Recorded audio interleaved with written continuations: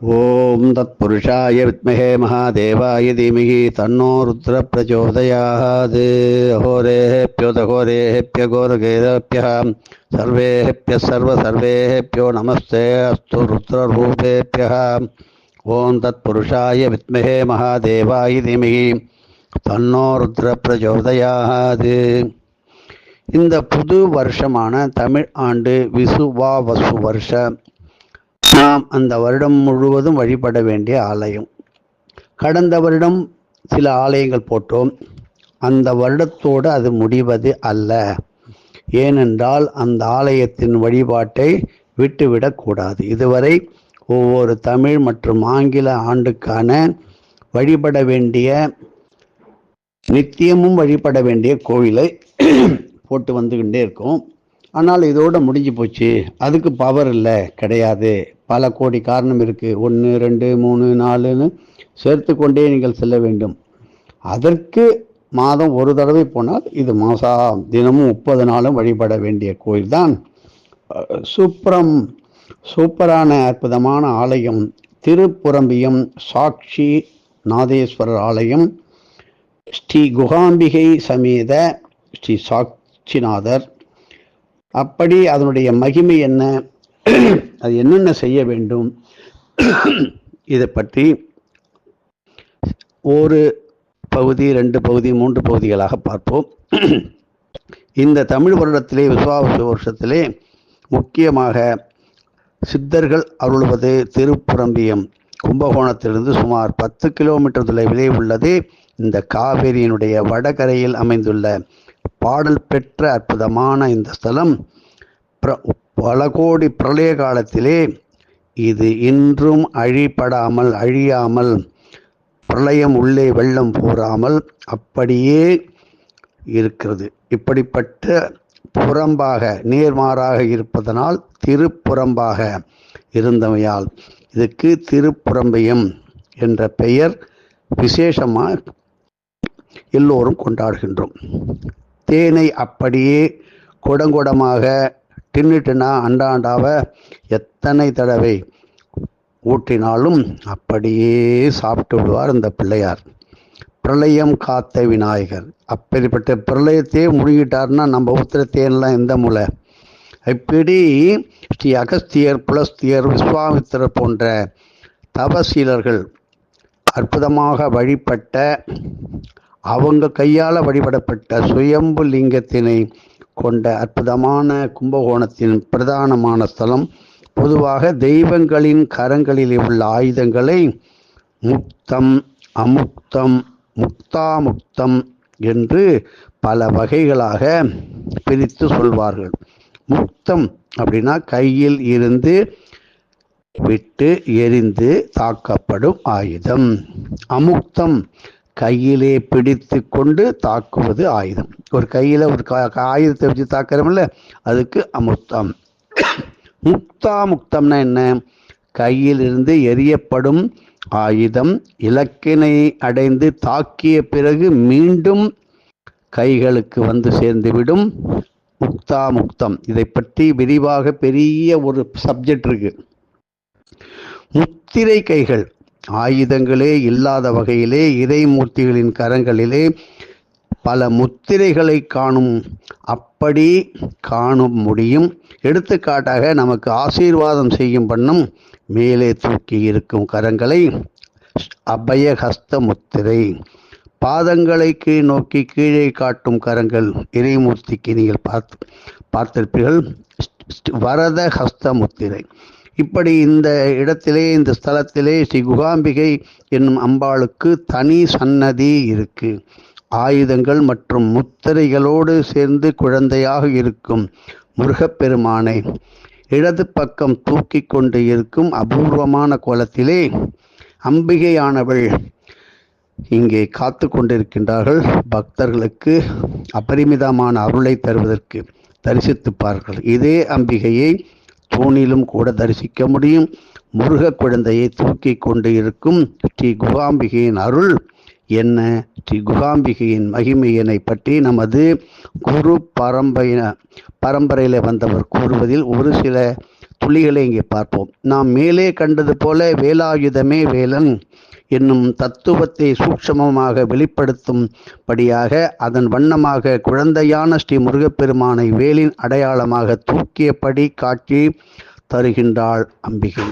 எப்படி சிவபெருமானுக்கு அடையாளமான குலத்தை அந்த சூலத்தை ஏந்தி கொண்டு சூழினியாக விளங்குகின்றாளோ அதே போல வேலாம்பாள் வேலம்மை வேலினி என்ற அம்சங்களை உணர்த்தும் திருக்கோலமாக இது அமைந்துள்ளது.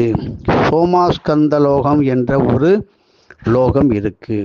அங்கே சிவபெருமானுக்கும் ஆதி பராசக்தியான ஸ்ரீ அம்பிகைக்கும் நடுவிலே குழந்தையான முருகப்பெருமான் அமர்ந்து கொண்டு இருப்பார். இன்றும் பல கோவில்களில் சோமாஸ்கந்த மூர்த்தியினை நாம் தரிசிக்கலாம். இப்படி இந்த சோமாஸ்கந்த லோகத்தில் குழந்தையான ஸ்ரீ முருகப்பெருமானை தூக்கி கொண்டு தாய்மையின் தெய்வீக தன்மையினை பற்றி ஸ்ரீ லோபமாதா தேவிக்கு அம்பிகையே உபதேசம் செய்தாலாம் ஒரு காலத்தில். இந்த உபதேசம் பெற்ற பிறகு ஸ்ரீ அகஸ்திய மகாபிரபுவுக்கும் ஸ்ரீ லோபமாதா தேவிக்கும் பிறந்த தெய்வீக குழந்தையே ஸ்ரீ இத்மாலக மகரிஷி. இந்த இத்மால மகரிஷி அகஸ்தியருடைய குழந்தை என்று சொல்வோம், லோபமாதாவுடைய குழந்தையாச்சே. இந்த இத்மாலக மகரிஷி இல்லை என்றால் நமக்கு யாகம் ஹோமம் யக்கியம் செய்வதற்கான சமித்து கிடைக்காது.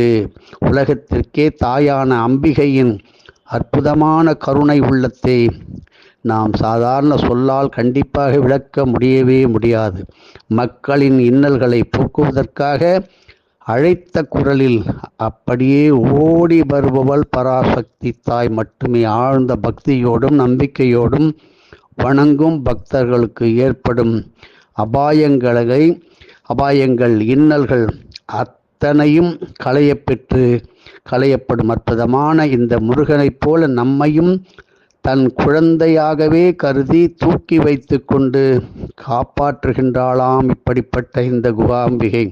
இது மேலுலகத்திலே சொல்லுகின்றார்கள்.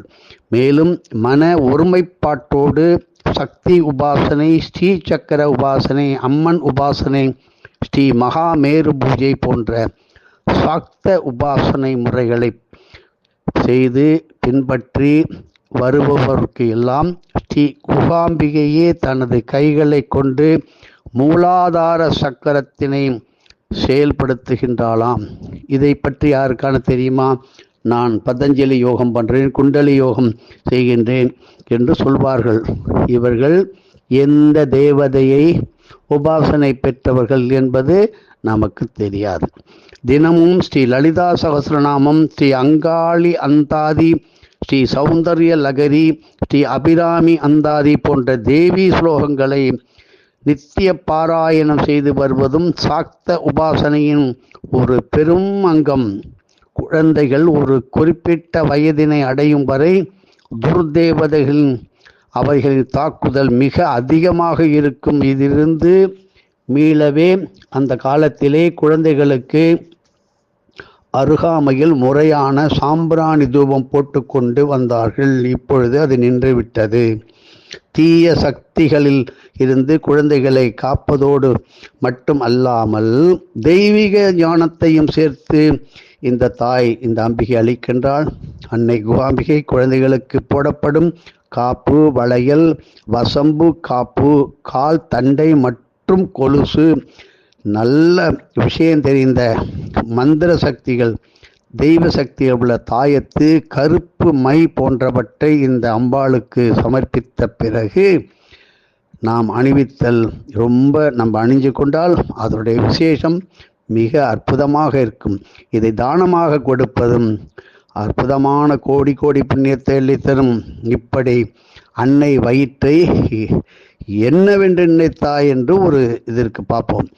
துடிக்கும் ஓர் மின்சாரம் வைப்பது போல் அன்னவர் அடிவயிறு துடிக்கின்ற காரணத்தால் அன்னை வயிற்றை என்னவென்று நினைத்தாய் என்றும் அக்கணம் வந்த இச்சிறு குழவி அன்னையே உன் வயிற்றினை மறக்க மாட்டேன் என்று வயிறார வாழ்த்துவாயே என்று நம் வெங்கட்ராம சுவாமிகள் 1982 ஜூலை மாதம் சென்னை மயிலை ஸ்ரீ கபாலி கோவிலிலே முழங்கிய அற்புதமானது இன்றும் பல பேர் காதில் ஒலித்து கொண்டே இருக்கிறது. இன்றும் அடியார்கள் காதுகளில் ஓங்கார ரீங்காரமாக செய்து கொண்டு தான் இருக்கின்றது. அப்படிப்பட்டவர்களை நாம் விட்டு விடலாமா? இப்படி பத்ரிநாத் கோயில் அருகே உள்ள பிரம்ம கபாலத்தில் முதியோருக்கு செய்யப்படும் பித்ரு பூஜையானது கயையில் செய்வதை காட்டிலும் பல கோடி மடங்கு அதிகமான பலனை தரும். அங்கு பிண்டங்களை சமர்ப்பிக்கும் போது தந்தைக்கு ஒரு பிண்டமும் தாய்க்கு 16 பிண்டங்களையும் வைக்கும் வழக்கம் இருக்கு. ஏனென்றால் நம்மை பெற்றெடுத்த ஈன்றெடுத்த தாயானவள் குழந்தைகள் கொடுக்கும் பலவித துன்பங்களை பொறுத்து அப்படி பொறுத்து கொண்டு 16 விதமான தியாகங்களை செய்கின்றாளாம் நம்முடைய தாய். அந்த 16 விதமான துன்பங்களை கொடுத்த நமக்கு ஓரளவேனும் பிராய்ச்சித்தத்தை தருகின்றதாம் இப்படி இந்த பிண்ட பூஜை. தாய் சொல் கேளாமை, அதனால் வருவது என்ன பார்ப்போம். தாயினை இகழ்ந்து பேசுவது, செய்ய வேண்டிய உதவிகளை செய்யாமல் இருப்பது, நிதமும் தாய்க்கு பாத பூஜை செய்யாமல் இருப்பது, முதுமையில் தாயை அம்போ என்று கைவிட்டு அனாதையாக விடுவது, இப்படி போன்ற பெரும் பாவங்களை செய்திருந்தால் அதற்கான கர்ம வினைகளை அனுபவித்துத்தானாக வேண்டும். இதிலிருந்து தப்ப முடியவே முடியாது, வழிகள் கிடையாது. இருந்தாலும் இந்த கோயிலுக்கு வந்து குகாம்பிகை அம்மாவிடம் மனம் உருகி நியாயமாக உண்மையை சொல்லி வேண்டினால் முதியவர்களுக்கு வேண்டிய தான தர்மங்களை வாழ்நாள் முழுவதும் செய்து வருவதால் இப்படிப்பட்ட இதற்கான பெரும் கர்ம வினைகளை ஓரளவாவது கரைக்கக்கூடிய பிராய்ச்சித்த முறைகள் தெரிந்திட வழிகள் பிறக்கும். தீராது. தீய சக்திகளிலிருந்து விடுபட இந்த விஸ்வாவசு வருடம் தீய சக்திகளில் இருந்து விடுபட்டு சாந்தமான வாழ்க்கை அமைய இந்த திருக்கோயிலுக்கு மாங்கல்ய பொருட்கள், லட்டு, எலுமிச்சம்பழ சாதம், லெமன் ரைஸ், கதம்ப எல்லா விதமான காய்கறிகளையும் போட்டு அற்புதமான கதம்ப சாம்பார் செய்து கதம்ப சாதம் போன்றவற்றை இறைவனுக்கு படைத்து தானம் அளித்து வர வேண்டும். அவரவரின் குழந்தைகளுக்கு பிடித்தமான பொருட்களை இங்கு தானமாக கொடுப்பதும் விசேஷம். இப்படி விஸ்வாவச வருஷம் முழுவதும் கண்டிப்பாக ஒரு தொற்று நோயைப் போல குழந்தைகளை தாக்கும் வருஷம் என்று மேலுலகிலே ஞானப்பத்திர கிரந்தத்திலே கூறுகின்றார்கள். அது எப்படி வேண்டுமானாலும், என்றைக்கு வேண்டுமானாலும், எந்த உலகத்திற்கு வேணுமானாலும், இது ஒரு இடத்திற்கு மட்டும் குறிப்பாக சொல்வது கிடையாது, உலகத்திற்கே பொதுவான ஒன்று. குழந்தையை வேண்டாம் என்று தாய் வீசி எறிகின்ற நிலைமையும் வரும். தாயே வேண்டாம் என்று குழந்தைகள் வீட்டை விட்டு ஓடிப்போவதும், சொல்லாமல் கிளம்புவதும், பிறரால் ஏமாற்றப்பட்டு குழந்தைகளை தூக்கி செல்லக்கூடிய ஒரு அவல நிலையும், இப்படி குழந்தைகளுக்கு அடிக்கடி நோய்வாய்ப்பட்டு மருத்துவமனை, ஆஸ்பத்திரி சிகிச்சை, அதனால் படும் வேதனை, பெரும் துன்பங்கள், விரைய செலவுகள், அதனால் சண்டை சச்சரவுகள் வீட்டில் பெருக்கெடுத்து ஓடும் குழந்தைகளை பாதுகாக்க நீங்கள் உண்மையான தாய் தந்தையாராக இருந்தால் நீங்கள் அனுபவித்து பார்த்துவிட்டு கூட செய்யலாம். அது வராமல் இருப்பதற்கு முன்பும் செய்யலாம். ஏனென்றால் இப்பொழுதெல்லாம் எல்லாத்துக்கும் நிரூபணம் தேவை, ப்ரூஃப். ஐயா எங்கள் வாத்தியார் சொல்வார், செய்தித்தாளிலே ஏதோ வானொலியிலே கேட்கின்ற செய்திகள் நேற்று நடந்தவை. ஆம், நாம் சொல்கின்ற செய்திகள் எதிர்காலத்தில் நடக்க இருப்பவை. இதுதான் வானவெளி பிரகாசம், பரகாய பிரகாசம், அந்தர்வெளி பிரகாசம். பரகாய பிரகாசத்தின் மூலமாக எத்தனையோ மகான்கள் எத்தனையோ பேருக்கு சொல்லிக்கொண்டே வருகின்றார்கள். இதை வெளியில் சொல்வதை கேட்பதற்கு யாருக்கும் மனசு இல்லை. எல்லாம் பாசிட்டிவாகவே சொல்லணும், நெகட்டிவ் சொல்லக்கூடாது. குழந்தை வைத்திய நிபுணர்களும் இதை செய்து வந்தால் கைராசி வைத்தியர் டாக்டர் என்ற பெயரை பெறுவீர்கள். நீங்கள் வியாபாரமாக செய்யும் பொழுது நீங்கள் செய்த காரியத்தில் அதில் ஓரளவு உங்களுடைய புண்ணியம் கரையலாம். இதை தானமாக கொடுக்கும்போது புண்ணியங்கள் கூடலாம்.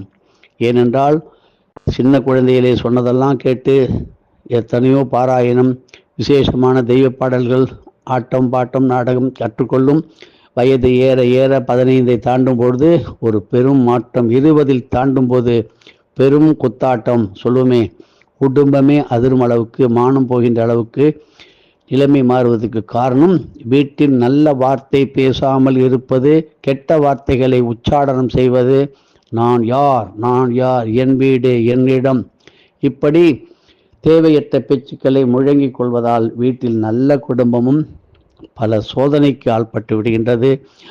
சொல்வாங்களே, நல்லது என்றவன் கையால், அதுக்கு தான் பெரியவங்க பெரிய மகான்கள் ஒரு மடாதிபதிகள் கையில் ஒரு விபூதி குங்குமம் திருநீர் கோவில் தீர்த்தம் பிரசாதம் வாங்குவார்கள். கண்ட இடத்தில் எதையும் வாங்க மாட்டார்கள். ஏனென்றால் அவர்கள் சொல்லிய சொல், அவர்கள் செய்யும் செயல் அத்தனையும் அவர்கள் சமைக்கும் கொடுக்கும் உணவில் சேர்ந்து அந்த கர்ம வினைகளும் சேர்ந்துவிடும். மிக ஜாக்கிரதையாக இருங்கள்.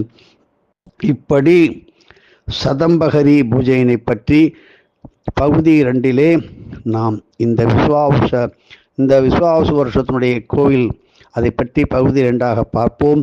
தூணில் நரசிம்ம சுவாமி இருக்கும் கோயிலுக்கு அதை பற்றி பார்ப்போம். இந்த அண்டத்தை காத்து அருளும் ஸ்ரீ அக்காரக்கனியே போற்றி என்று ஓத வேண்டும். தொடர்ந்து பார்ப்போம். எதுவும் என்னுடையதல்ல, அனைத்தும் உடைய அருளாளா அருணாச்சலா.